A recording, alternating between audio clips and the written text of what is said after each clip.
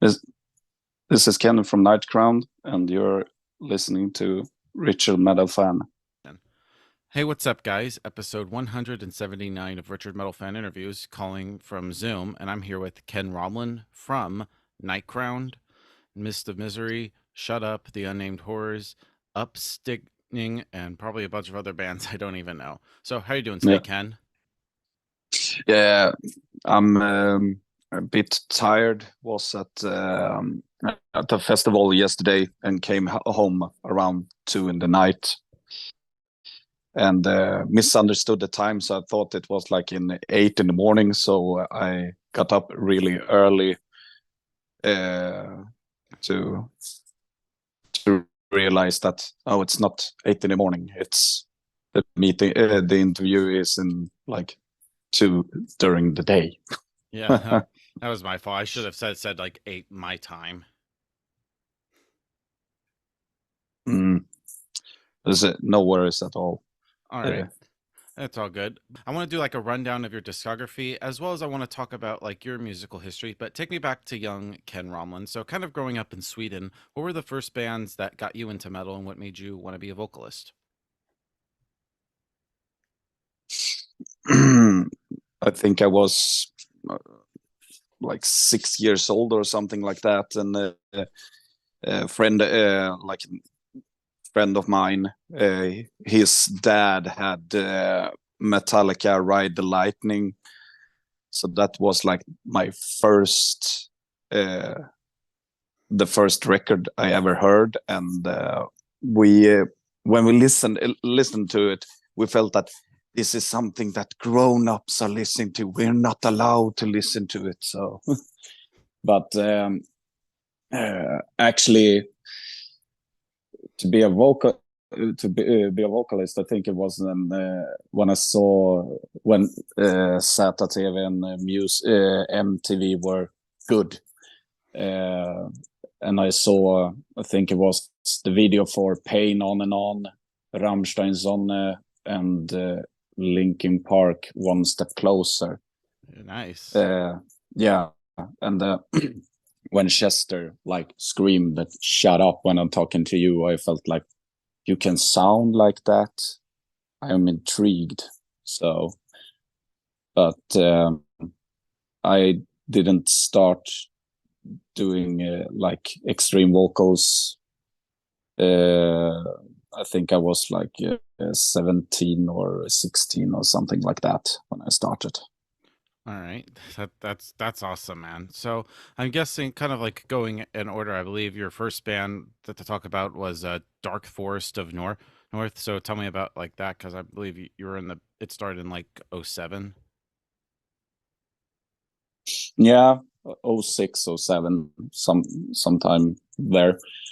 I actually was an old site called in Swedish called Helgon, saint in uh, English translation, and it was like a social network for like gothic metal emos and such.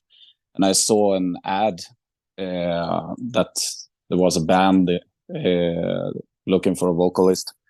So I contacted them, and apparently the drummer did his practice at my like extra job during high school. So we have actually met like some year before, and yeah, so I did an audition there, and I came in the band, and we started to do like songs and everything, and we actually we entered like a musical competition in Sollentuna, where the prize was 10,000 Swedish crowns in studio time, and we actually won. So, and one of the bands that we competed with, they actually had a studio, so we asked them if we were able to like use their studio to record our first EP, or mini album or something like that. And a friend of mine, Tuka Frank, who is also a musician, have played in lots of bands in Finland. He actually started his own record label named Undead Propaganda. So he helped us release the first record. Yeah. Yeah, but tell me about like that first EP, and forgive me if I butcher the name. Renad Avkal Fodomels. Like, tell me about like making that first EP. Yeah, it was. I can't remember where the studio was, but it took like forever. Magnus Sound Studios. Yeah, it took like forever to come there. But we actually managed to nail down everything in. Sorry, we actually managed to record everything in like 5-6 days.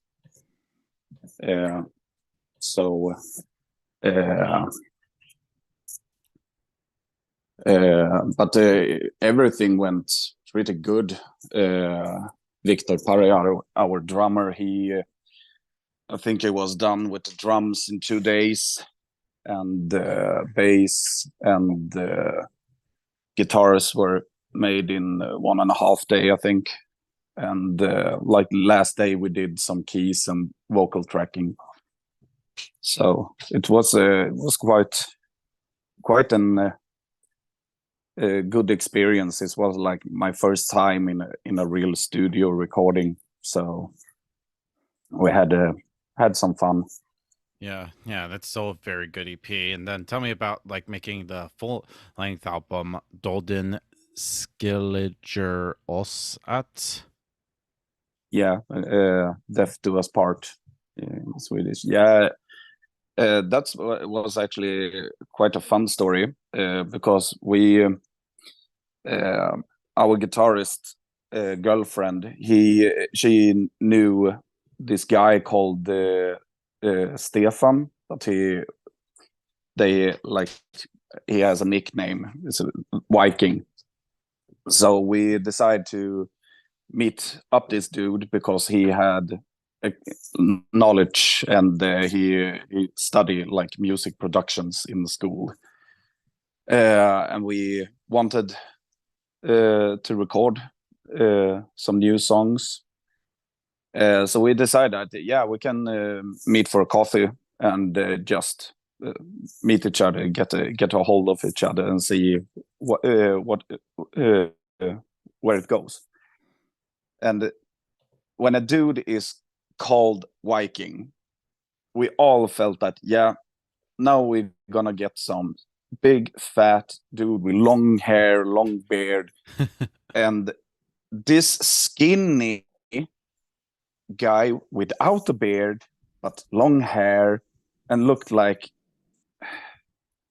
a little bit of a hippie, or like a mainstream rock and roll dude, came up, and everyone clicked with him. So we made plans, and he actually had some contacts with some old teacher from his school. So we got a deal to borrow the school's studio, and was really big. It was like over like 30 channels and soundproof room and everything.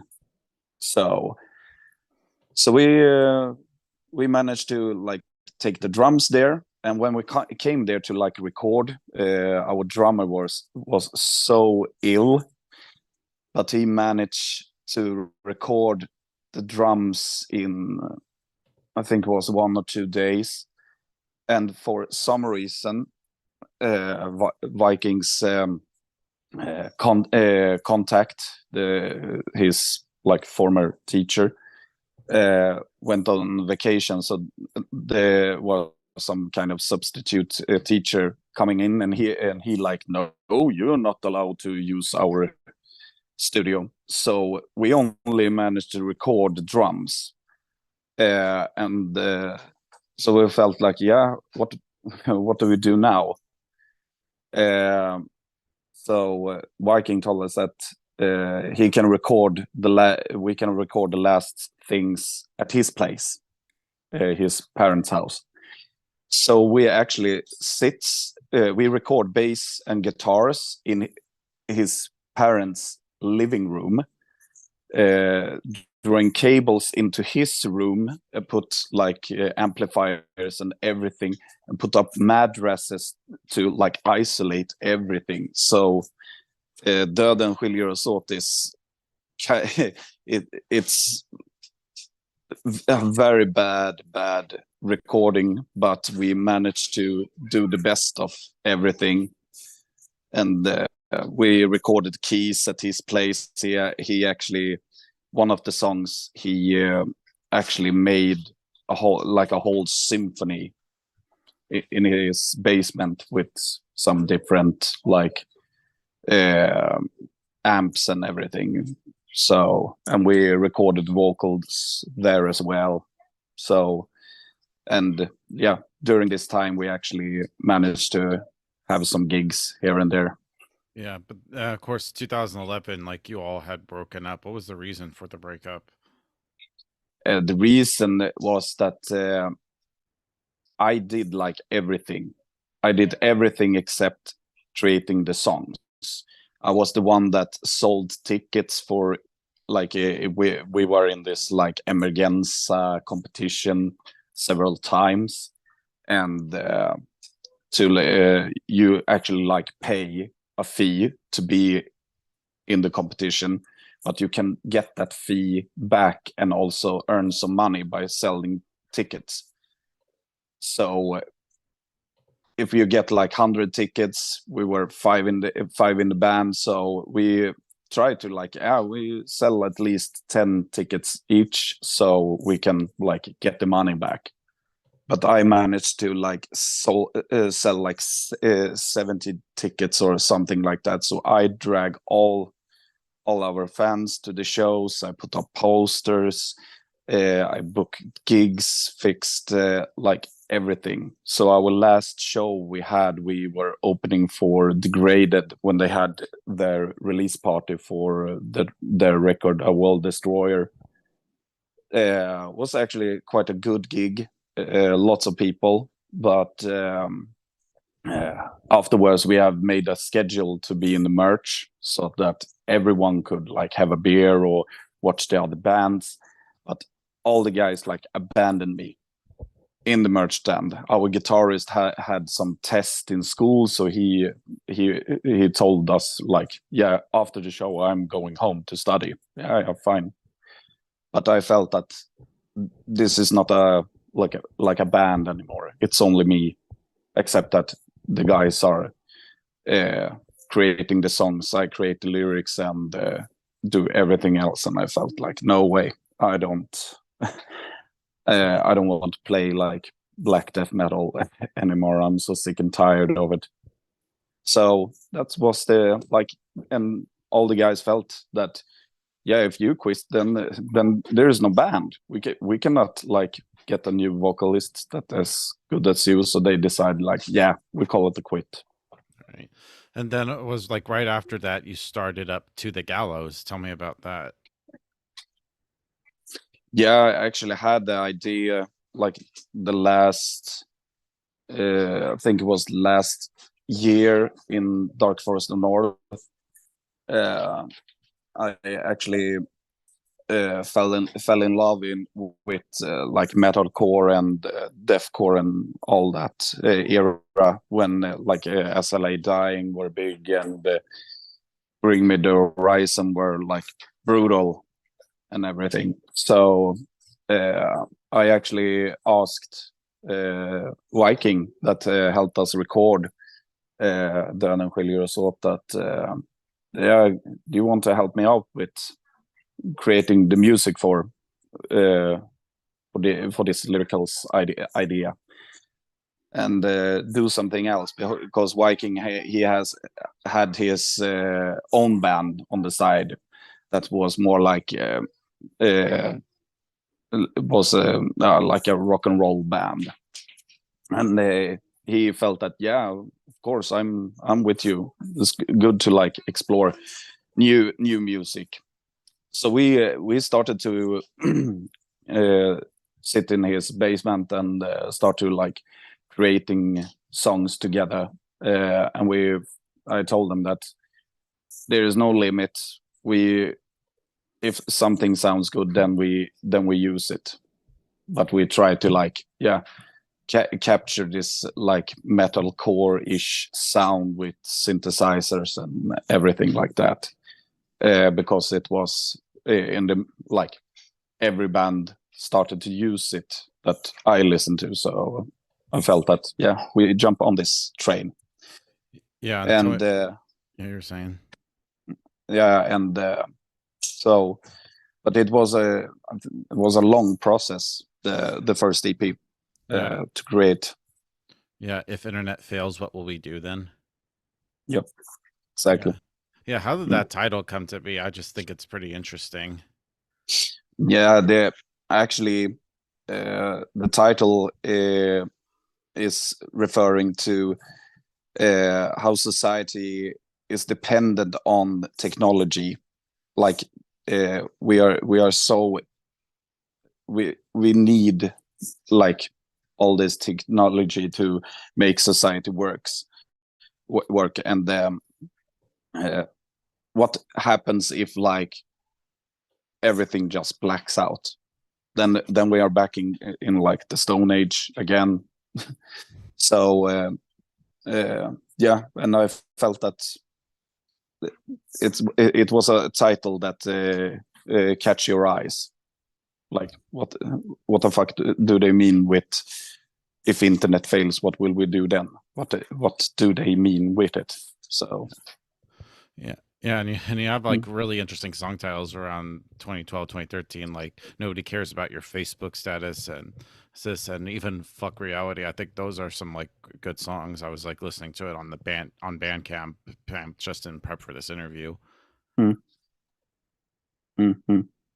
Yeah, actually, Nobody Cares About Your Facebook Status. I was was in the chair getting tattooed, and just gave Viking a call, and Viking was so angry at something about some person that has like he wrote something on Facebook, and some dude made a hen out of a feather, and he felt so angry. I told him, said, calm down, dude. I will write a song about this because this is funny, and it will be called Nobody Cares About Your Facebook Status. So yeah, and then I know you also did like the Fuck You, Who Cares? Tell me about that. Yeah, we wanted to do a song that was more like in your face kind of thing, that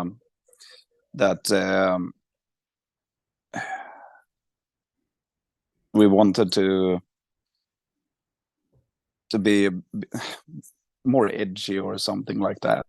We felt that we need to like do something out of the ordinary that we used to. So we gave Fuck Reality like a new chance, because we felt that the first recording was good, but it could get better. And then also we did the Shotgun Retribution, and it's kind of a tribute to all the victims in the US, because during those years it was a lot of school shootings and such. And I had my own theory that a person never like intends to do this kind of stuff without a reason. So we connected it to like bullying and such, and every one of us had been through like bullying and such things during our younger ages, and we have friends that has like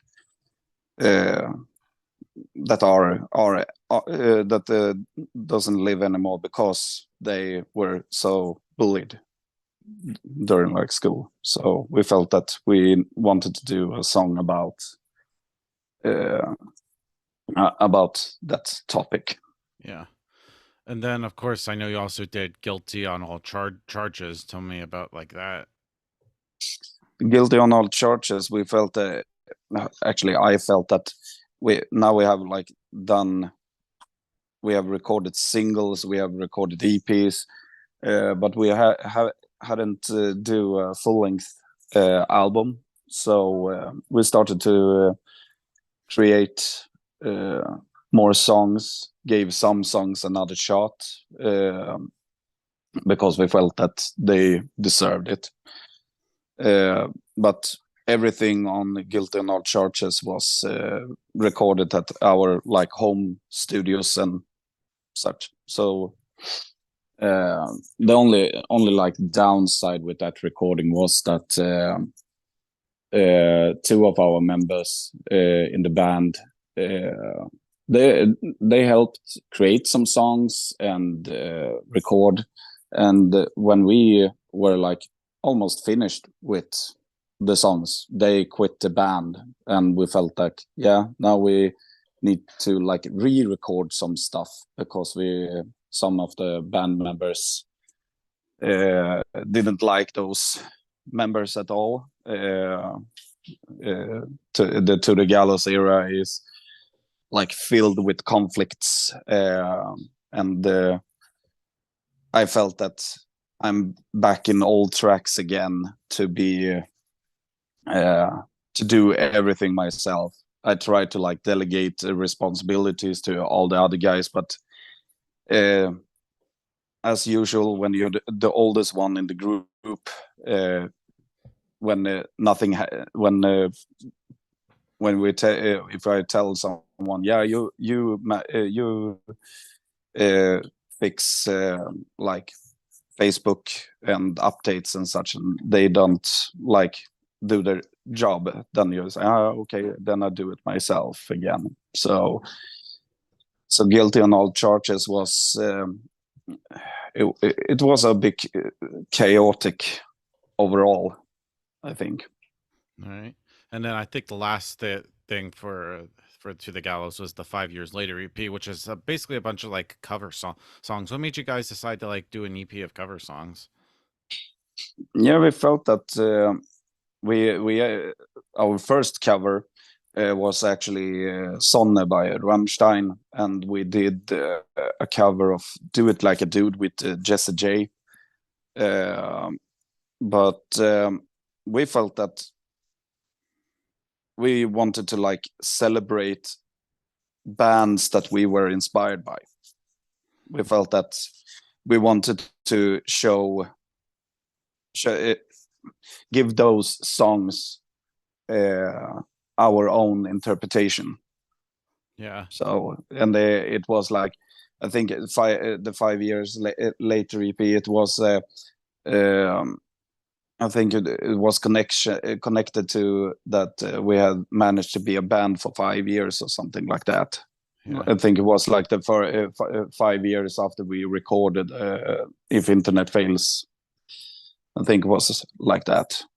Yeah, but I think that EP is like great. Like I remember hearing like the Linkin Park cover, which I thought was pretty interesting because they were like the first like harder sounding band before that got me in that I heard before metal took over my life when I was like 10 years old. I mean, it's same thing for me and Viking as well. We still have a lot of love for Linkin Park. Because for me it was the gateway to like harder music.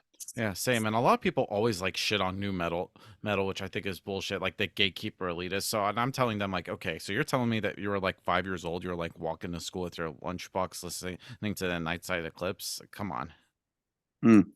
Yeah, I actually feel like the same way that because new metal has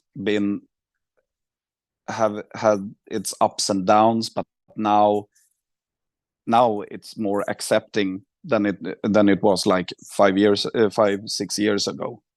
All right. So, but I think it because the thing Mudvayne doing now, doing this tour and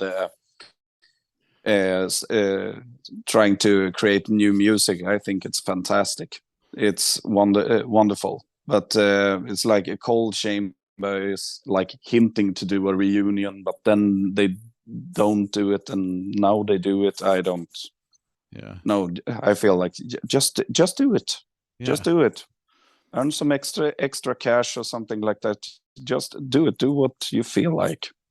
Yeah. As long as the music it goes good, it doesn't matter if it's Black Death or prog or anything. As long as it sounds good, then it's good for me.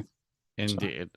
And then I think after that you did Shut Up, and I know in late 2016, I know you did like 2 releases literally on that same day, the Ren Jalva Angest and Made in Sweden. So tell me about like those releases.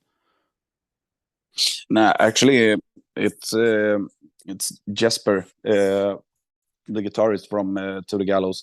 He had a school project and was recording an EP, and he asked me that, can you put on vocals and write lyrics for this song? And I felt, yeah, of course, it's no problem at all. Excuse me. Good. Hey. Oh, hjärtat. Sorry, the neighbor came over. So actually, Shut Up was it was like a side project during the To the Gallows era, and it started I was just helping out Jesper, and we connected very good there. So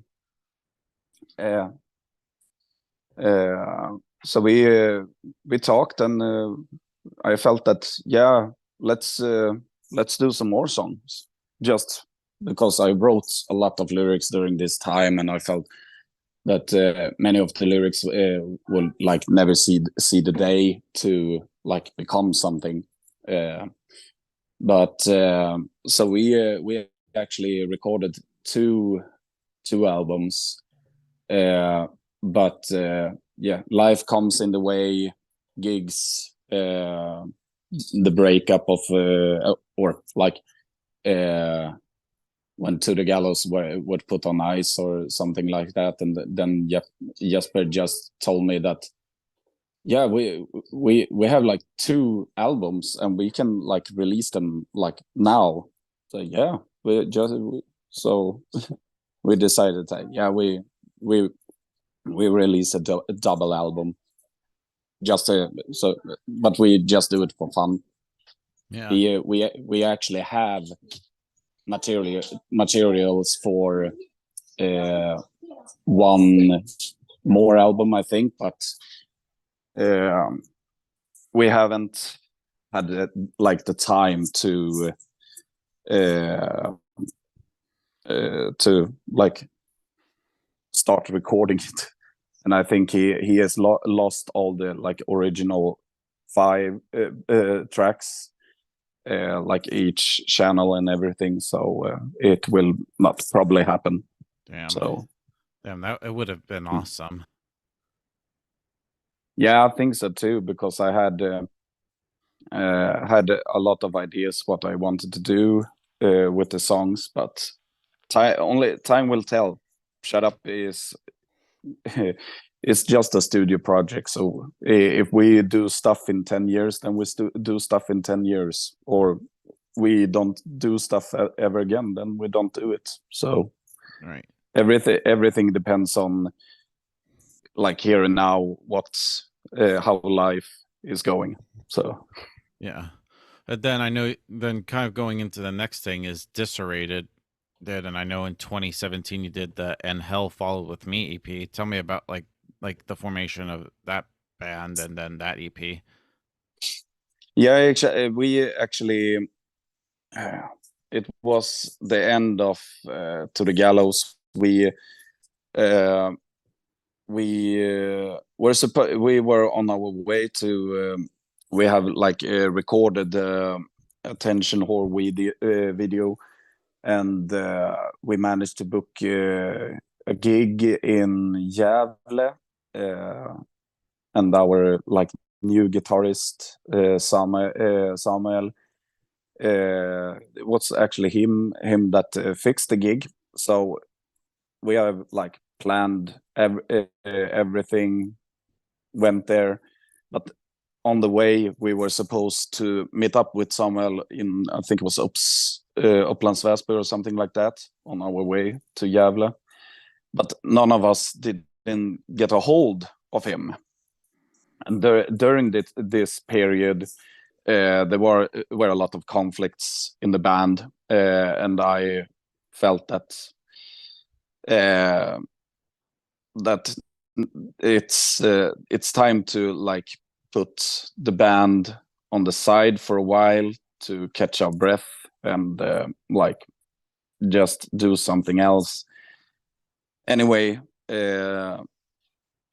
Samuel left the band without any word, and me, Jesper, and Christopher and Viking, we met up and talked, and I put like the cards on the table and said that I've done this all before with Dark Force and North. I've done like everything, and I have not the energy to do it. The same day, I actually, after the meeting, I went to a place called Handen to do an audition for Disrated. And the funny thing is that Kamal and the other guys, they knew who I was, because the drummer is actually my wife's cousin. So when I went into the rehearsal space and he sits there, and I felt that it's you. Why didn't you say anything? So Disrated was actually, it's the first band where I was like the youngest in the band, and I felt that it was a whole new dynamic in songwriting, thinking, and everything. So we actually recorded, the first recording we did was the Almighty Father single, and I don't remember the other song, but we recorded it in our rehearsal space. Other song was Nothing. And yeah, exactly. That's right.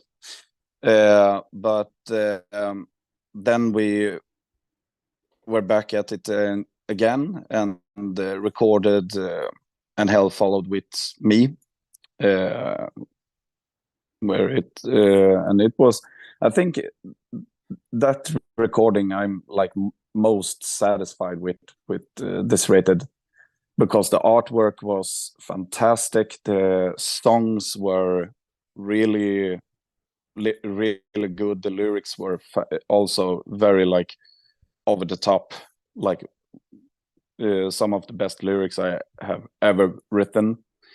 And the title track, And Hell Followed with Me, such a really nice song to play live. Yeah, like that whole EP is great. Yeah.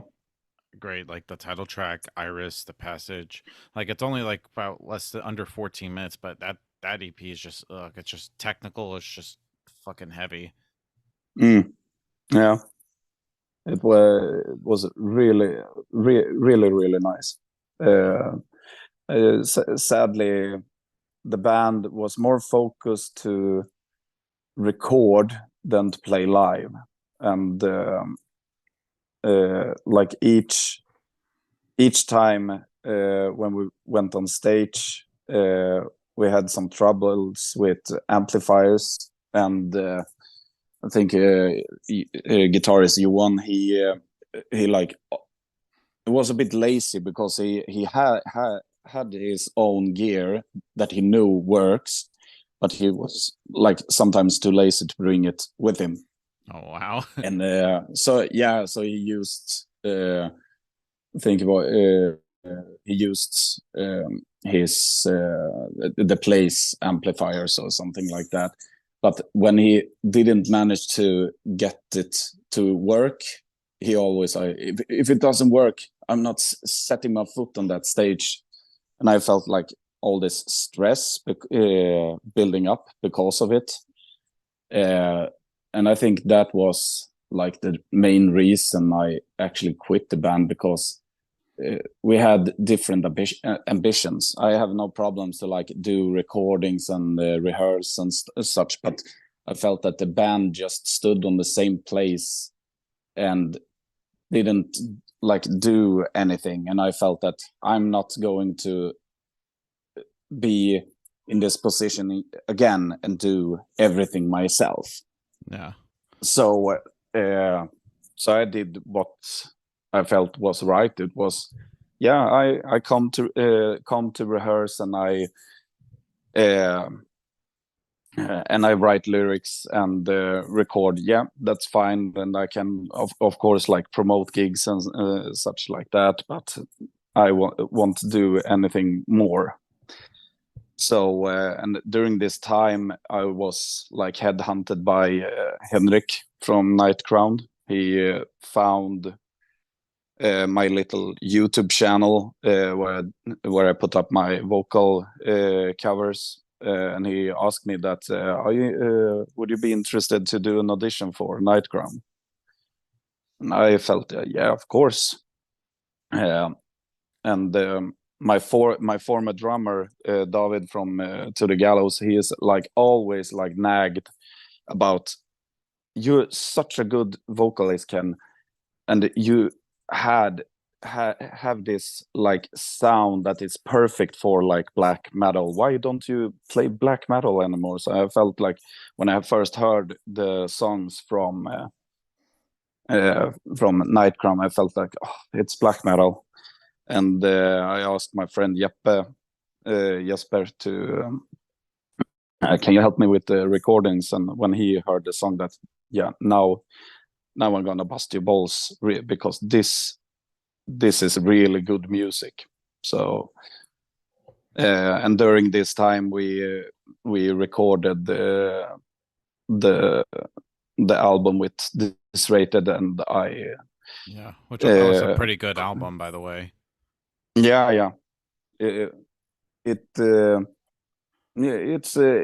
actually really good, but I felt that we put more money on the artwork than on the actual production, and I felt it was wrong, because the artwork was made by Per Olofsson, and he is very expensive.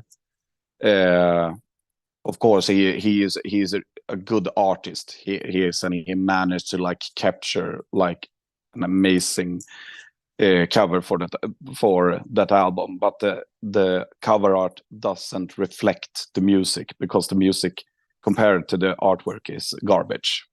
Yeah. And I felt that all the songs are really, really good, but they need more depth overall. Like I felt that if we had managed to like book a real studio, then it would have sound even better. Yeah. But that's my personal opinion.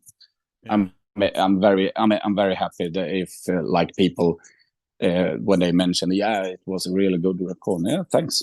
It's glad you like it. Yeah, and I know before Nightcrown, you also did Upstigning, and you did that Abysmal Void little EP album, which I think was good. I love how all the songs go from like 8.5 minutes to the longest song being almost 11 minutes. I feel like it's almost kind of like very progressive in a way. Yeah, actually, during this time, I started to like get myself out there as a vocalist to get like more recognition. And this dude, Nico from Greece, contacted me and asked me that if I'm if I want to like write lyrics and record vocals on these tracks. The band was actually called Sjorne Ospa at the beginning, but he changed the name to Uppstigning.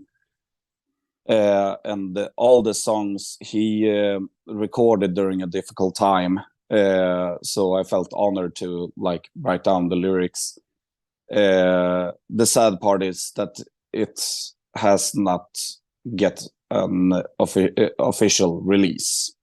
That's the only bad thing. Nico has like tried everything from small to like big record labels to just get it out as a like thanks. But for me, it's like don't even bother. For me, it was like helping a friend out. So, but it was pretty interesting because of the length of the songs. Yeah. Is there like any other plans to do more Uppstigning stuff, or nah? No, I actually talked to Nico just a couple of weeks ago, just to check in, because I managed to like get because I have another friend called Nico from France, and he asked me to put down vocals on a song that he has written and write lyrics for, and so when I was trying to like write to Nico to tell him that, yeah, I'm going to record it in just 2 weeks or something like that, I actually wrote to Nico from Greece, and he told me that no, I have no time for music. So, oh, sorry, Nico, it was the wrong Nico. So, but he lives family life now, take care of his kids, so there would probably be no more Uppstigning at all. All right, but that's good. That's quite good, because then the song gets even like more rare. That's they are out there somewhere to it's on listen. YouTube. No, I don't think so. Yeah, but I up. Yeah, good. I didn't know that. I have them on my phone, so that's why. Okay. And then we get to Night Crown. Of course, obviously for the occasion, I'm wearing my Night Crown shirt for this interview. Yeah, I feel like I'm like the only. Nice. I feel like I'm like the only American that knows about you guys. Maybe. No, don't. Not actually. Actually, we actually have quite a good base of fans from the US. I actually met one fan at our first show outside the Swedish border now in April, when we were in Switzerland and Austria. And it was at Dreadfest in Austria. This dude came to me and asked if I was the vocalist, and I told him, yeah, of course I am. And he had flew, I think it was from the US to Switzerland, because he thought that we played on Saturday in Switzerland. But when he landed, he checked it up and realized that no, they are playing in Austria today. So he changed his flight from Switzerland to Austria just to come to see us. Wow, that's true dedication. Yeah, I told him, you're stupid in the head. Don't get me wrong, I love you, man, but I will never do that. Too expensive. Yeah, but tell me about like Night Crown, because I know you mentioned like Henrik hit you up and you were trying to like audition to be in the band. Yeah, actually, he's sent me the demo tracks of Reborn, All Life Ends, and Nocturnal Pulse and No Room for Hope, and told me that choose one song and record, and we will see. So I chose All Life Ends, because I felt that, yeah, this is quite easy. Felt like this song has all the elements, and I think it was because Henrik told me that they had tried to recruit Christian Elvstam from ex-Scar Symmetry vocalist. Yeah. And I heard his demo tracking and I felt, okay, these are the shoes that I'm going to fill. And Christian is such an amazing vocalist. I am like, I'm just a puddle of water compared to him. So I felt that, yeah, I'm not doing Reborn now. I'm trying out on All Life Ends, but we actually managed to do a really good recording of that song. I'm really satisfied. But I hate to play it live because it's like the only song that I always forget like the lyrics. Oh damn! It doesn't matter. Yeah, it doesn't matter how many times I practice. It's like yeah, first gig we had in Gothenburg and Stockholm, I managed to like sing all the lyrics right, but all the other shows until till we played in Austria, I managed to like fuck it up all the time, and I was so completely angry, and I like begged the guys, can we not play this? Play another song. Or but, get like a teleprompter. I was like, yeah, and but I was actually happy during Dreadfest that the when our show was over, I like shouted out, I managed to remember the lyrics.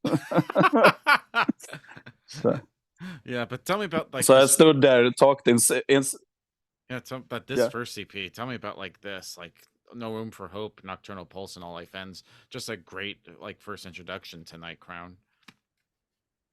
Yeah, we had like Henrik is like a machine when he writes song, because we took only no Room for Hope, Nocturnal Pulse, and All Life Ends on that EP because we felt that we don't want to expose too much in the beginning. So we almost like all songs for Impious VM had already been demo tracked when we released Humanity with Lack Out. But we have recorded in our home studio like everything. The guys in lives in Gothenburg is like 4.5 hour drive from where I live. So my friend Jasper, he helped me out to record these 3 songs, and then Oliver from Black Lion Records, he gave us a good deal to print out the EP and promote it. And we because we put the cards on the table and told them that we will probably not like be in Black Lion for long because we want to have a like big label. And he completely understand it and told us, yeah, it's no strings attached or anything. So if you get hooked on another label, just let me know. It's no problem at all. So, but yeah, we did 2 shows, one in Gothenburg and one in Stockholm. It's 5 years ago now, I think. So almost 5 years. In November, I think it's 5 years since we had November our 30th. first. Yeah.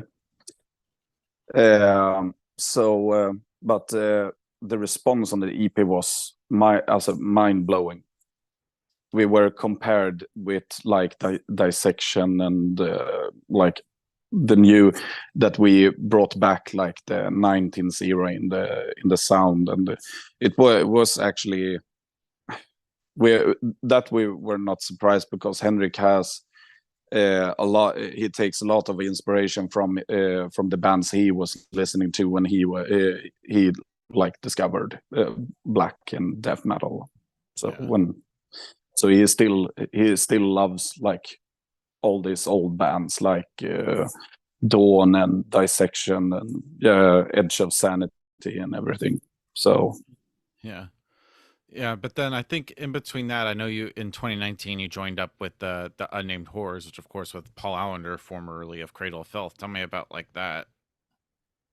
yeah, it was actually Oliver from Black Line Records. He wrote to me that he needed a vocalist for a new band, and at that moment I felt like,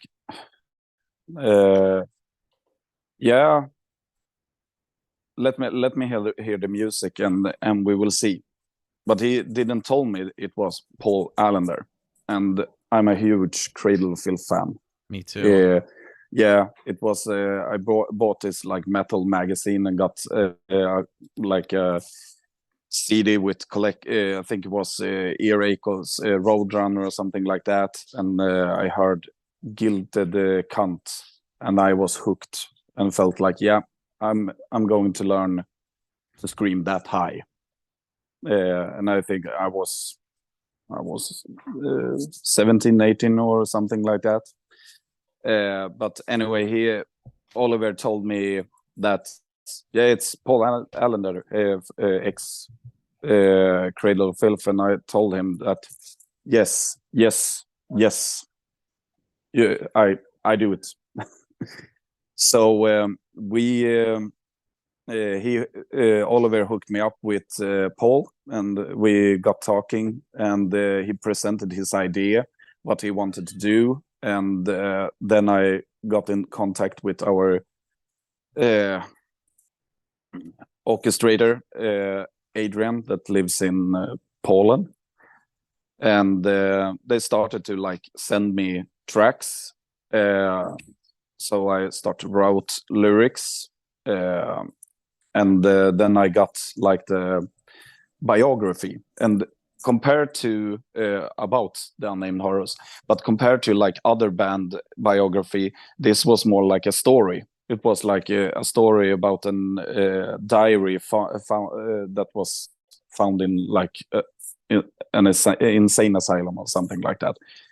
And I got so inspired by this biography, so I felt I told Paul that, yeah, we are going to like do a concept album about this person from this diary.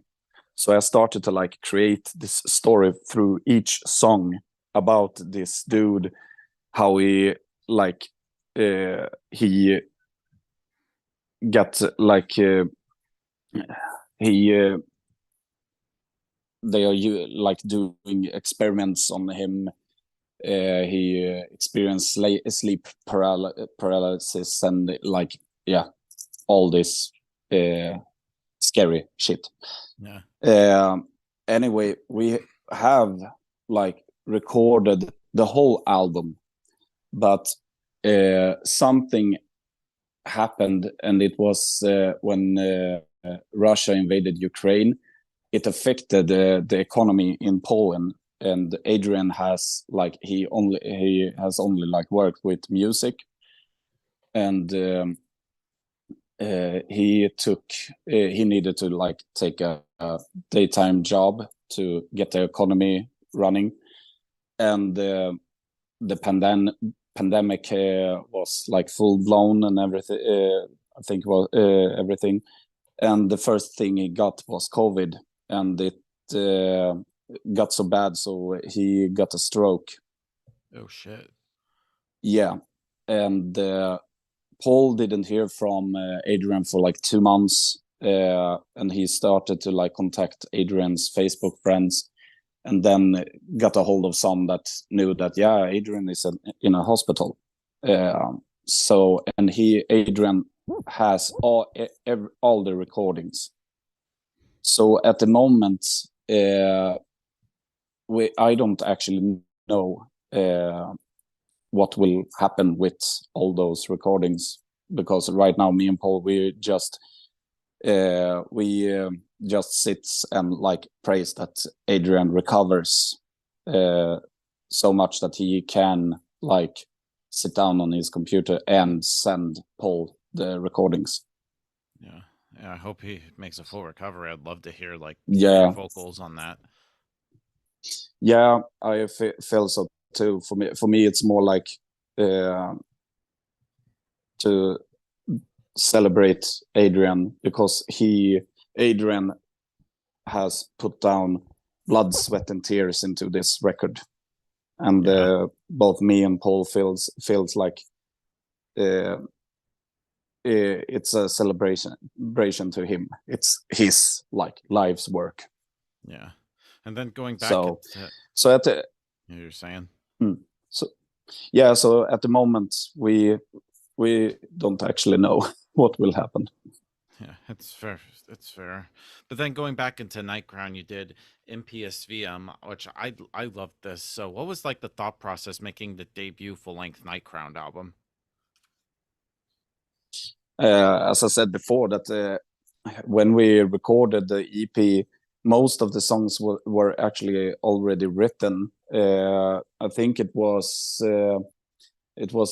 Ira and Your Sacrilegious Flesh, and was one more song that was are like more of the newer ones. But as the EP, we did all the recordings at our own place, and we managed to get a deal with get in contact with Patrick Welsh from because he had worked on Nuclear Blast earlier, I think, and he started his own label, Noble Demon. So we got a deal with him, and we recorded the Ira video. It was actually Janne's bandmate from I can't remember the band, but Peter that filmed both the Ira and the Reborn video. He actually had this idea about the cone heads in the Ira video for several years, and he saw us live. I think it was at Gefle Metal Festival, and I felt like, yeah, this band I'm going to do that video with. So the story is actually his idea. Yeah. But sadly, when we released Impious VM, the pandemic broke out, so we couldn't like promote that album with any gigs, sadly. So that's why we went back into the studio to record Hadanfärd. Yeah, and you led me right into that, which I love this, and I think like I love how like all the lyrics are in Swedish. What made you decide to like sing in Swedish? It was actually supposed to be a double album, because I wanted to do. I love concept albums. One of the main reasons that I love Cradle of Filth, because when Danny like works in concept, he gets the best out of himself, because then the whole album becomes a story, and I love it. So I've had idea to write down a novel about a meeting with death, and I felt that this novel, the theme fits so well with the new songs. So I told the guys that I want to do a double album, because everyone loved Impious VM. We needed to like step up, and I felt like then we can do like a double album. So the idea was to like the Swedish version was supposed to be only a digital release, and on the album the English version. But during the recording, we had a meeting, all the guys through, I think it was Messenger or something, and the guys felt that we do this album only in Swedish because it felt more honest with the concept and everything. But I have had actually managed to record, I think it was one song in English, but so we put that aside and see, just to see if we can release it later or something like that. But And you're saying but do you think like singing in like Swedish kind of feels like with the lyrics, does it connect you like on a personal level in a way? Yeah, I'm more comfortable to like sing in Swedish, but it's because I'm from Sweden. But for me, when you listen to like black metal, I feel that it should be a law that at least one song are in native tongues. If you're from Denmark, then singing one song at least in Danish, or from Finland the same way, or if you are from like Germany or anything like that, because I feel that when you sing in your own language, it gets a bit more personal, and the audience get more curious what the song is about. So then they start to like translate the lyrics and everything, but sometimes the translation isn't good, and then you need to like contact the band and ask that, what is this song about? Because I tried to translate it, but the translation is not good. It makes no sense. I help you out. It's about this and that. So, but we will probably never do a whole.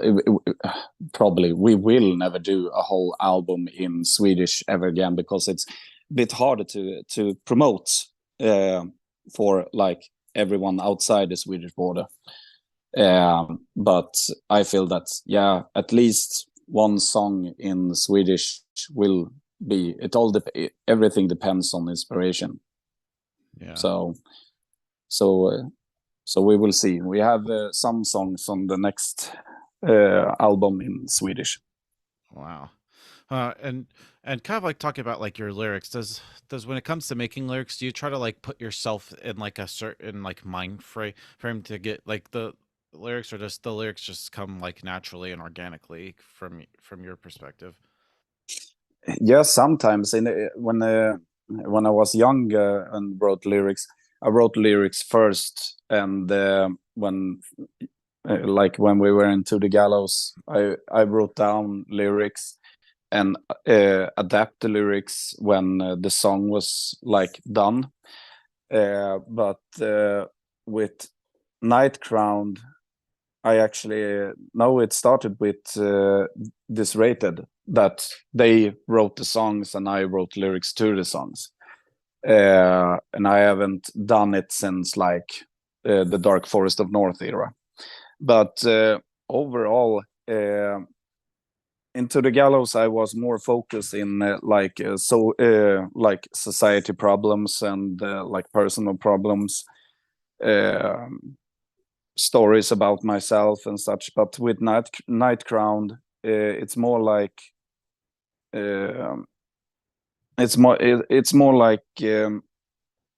what Henrik delivers to me when he writes a song and he feels like, this song is a complete demo. So this is what the song will sound like.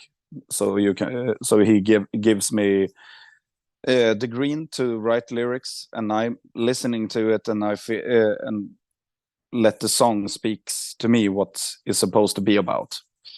Often I like after Hädanfärd, I have started to like write down themes that I'm interested in, and write down just ideas, like liner notes, what the song will, what like the future songs will be about, because I feel that Nightcrown, after Hädanfärd, we will probably like have theme on each releases,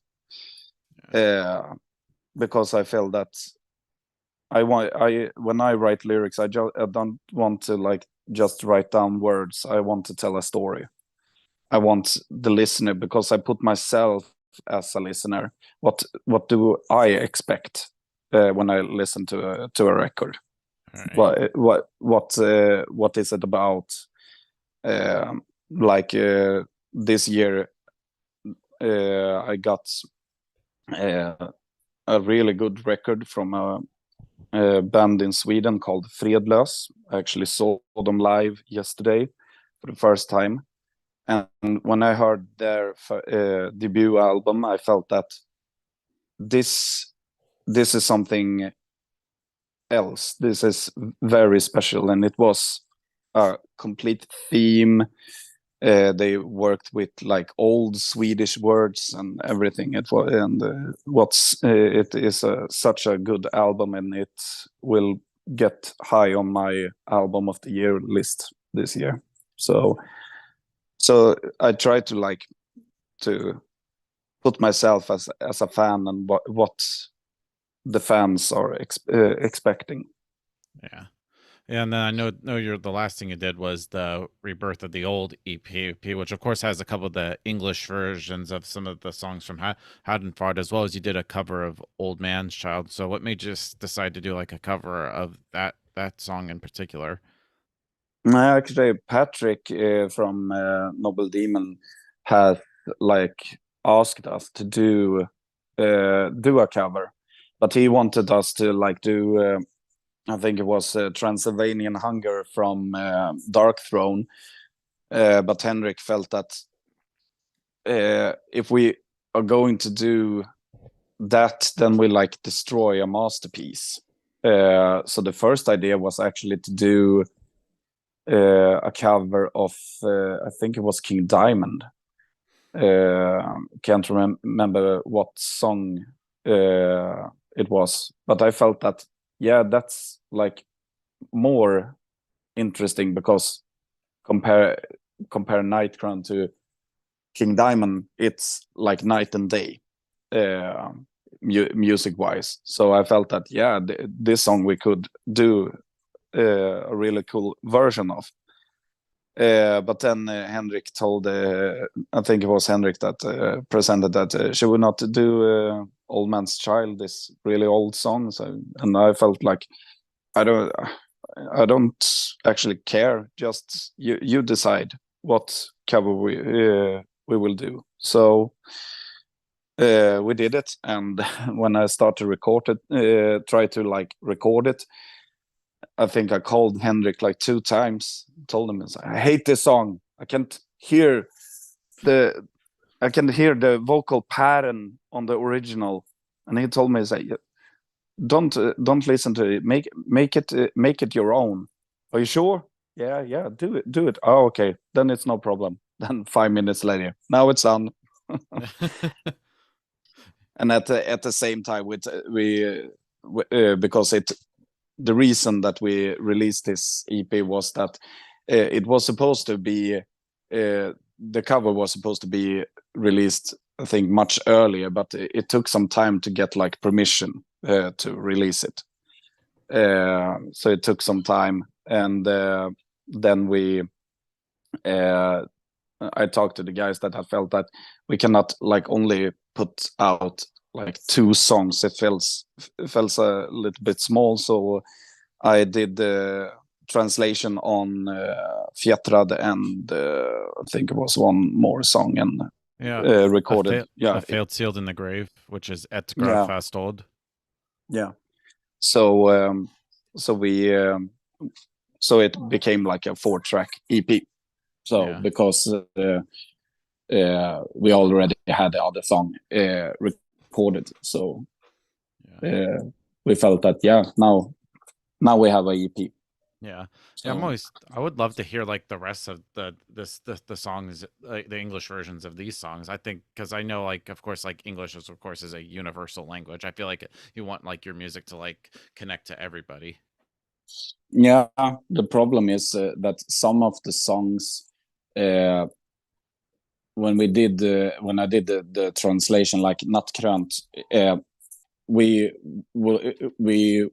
could not like do English version of it, because then we needed to like change the whole rhythmical pattern on the whole songs, vocal wise.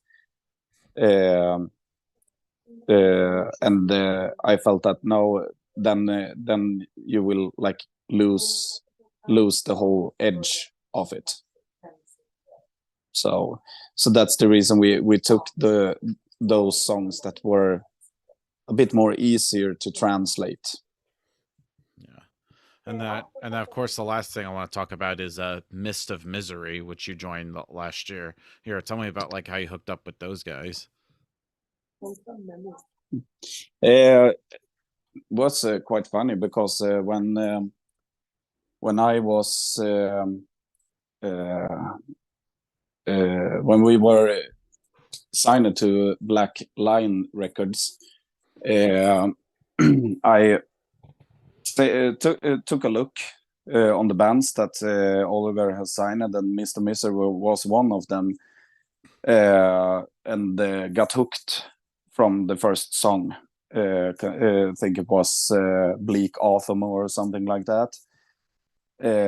And then I saw a post from the band that they are about to release on Altar Ball, and so I ordered it through the band and the rest of their CDs. And then I wrote to the guys and just told them that, yeah, if you need guest vocals, just hit me up, because I love your stuff.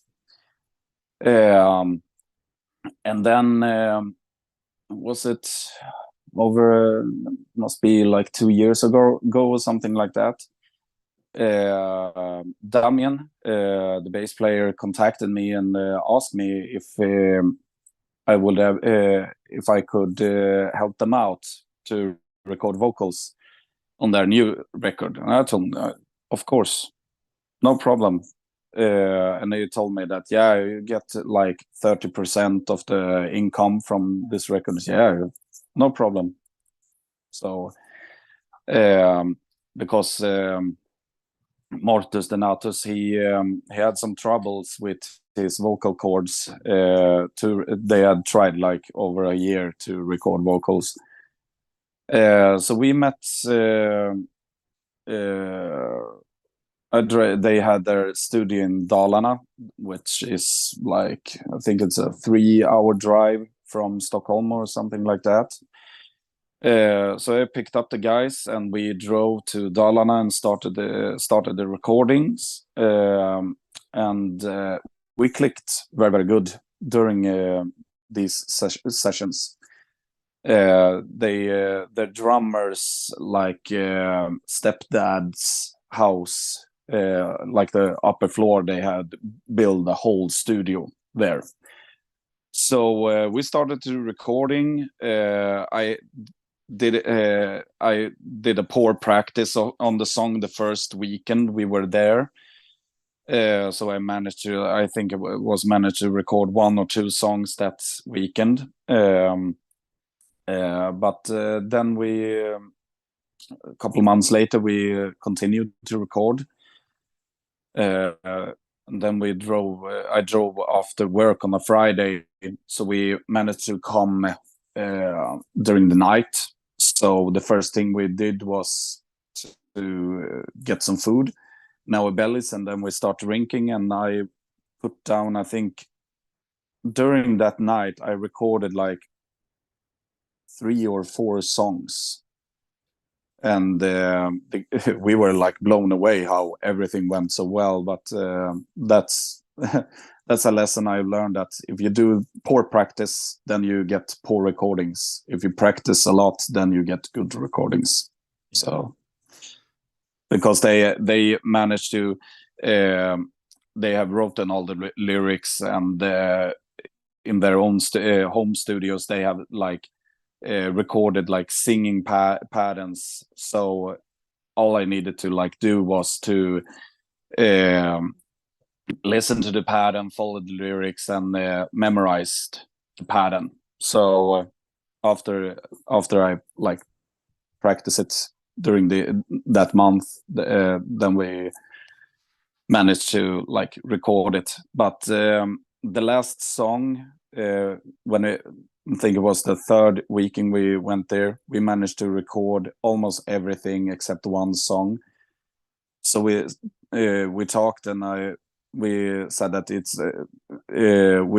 it's no use to like drive all the way from Stockholm to Dalarna to record one song, because the gas prices were off the roof.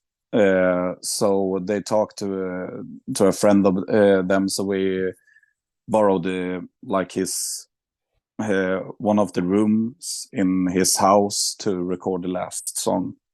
So, but yeah, we had our first show recently. Went very, very well, over my expectations. But like after the recording, Damien and Mortis Donatus, they talked, and then they contacted me because I told them that, yeah, if you need help doing this live, just let me know.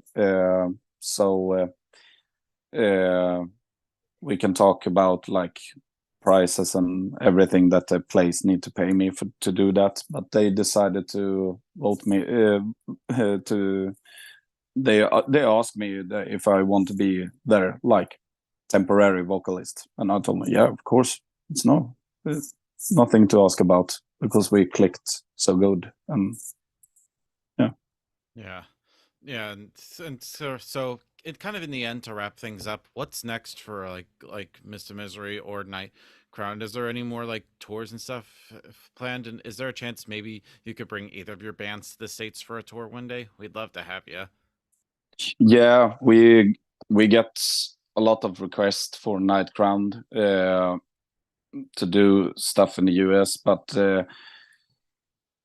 sadly we would lose so much money on it, because all the like offers we have gotten, then we need like pay like rent a bus with other bands, and it's so much money. It's no guarantee that we get it back, because like I have a son, I have a daughter. My daughter has recently started school, and my son is still in preschool. So yeah, Johan, he has his own like uh, uh, his own job. He is the boss of himself, and yeah, Janne, he we try to like book gigs so it not collide with Dark Funeral's plans or something like that. But if we get a good offer that we feel like, yeah, this is a good deal, and we don't lose money, because we need to like take out absence of leave from work to do this, because we will not go to like the US to do like 2 shows. Then it need to be like 1 or 2 weeks or something like that. So, but the plans right now, at least with Night Crown, we are dropping our first single from the new record now in 8th of September, I think. And we are playing in Gothenburg together with The Crown the day after 9th of September. And we are starting to see if we can book some shows during the fall and next year. Awesome. So Yeah. so thank you, Ken, for this conversation. It was great to be able to to talk to you today. Is there just any final words you want to say to the viewers that are watching this to close this out? Yeah, if you like Night Crown, support us in any way, and support this dude. Subscribe to his channel, because Yes. this interview has been so much fun. Yeah, really appreciate this, man. So everybody, Ken Romlin from Night Crown and Mist of Misery and a bunch of other bands. We'll see you next time.